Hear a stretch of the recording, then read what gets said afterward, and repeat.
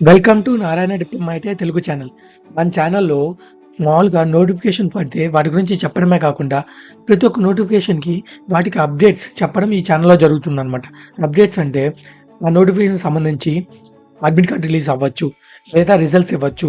అది ఈ ఛానల్‌లో వాటి గురించి కూడా చెప్తాననమాట. యాక్చువల్‌గా ప్రీవియస్‌గా అప్లై చేసిన ఆర్ఆర్‌బీ జేఈఈ ఉంటది కదా! దానికి అడ్మిట్ కార్డ్ రిలీజ్ చేశారు. దాంట్లో ఏమేమి చెప్పారంటే సిటీ ఎక్కడ, డేట్ ఎప్పుడు, టైమింగ్ ఎప్పుడు అని మెన్షన్ చేస్తుందనమాట. మనము ఈ వీడియోలో ఈ మూడిటి గురించి తెలుసుకుందాం అనమాట.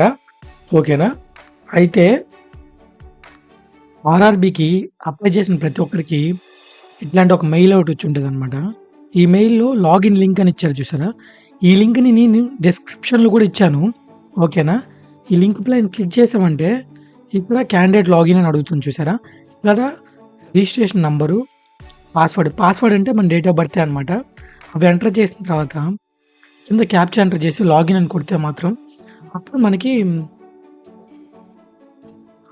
ఎగ్జామ్ సిటీ ఎక్కడని చెప్పి ఒక పీడిఎఫ్ డౌన్లోడ్ చేసుకోమని చెప్పి ఒక ఆప్షన్ వస్తది.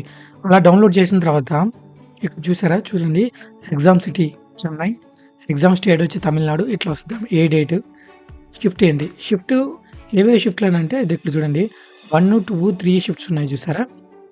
షిఫ్ట్ 1 వచ్చి 7:30 నుంచి 8:30 వరకి. షిఫ్ట్ 2 వచ్చి 11:50 నుంచి 12:15 వరకి. షిఫ్ట్ 3 వచ్చి 3 నుంచి 4 వరకు అనమాట. ఇలా ఎగ్జామ్ సిటీ మనకిప్పుడు తెలిసిందనమాట. అలాగే ఎగ్జామ్ డేట్ తెలిసిందనమాట.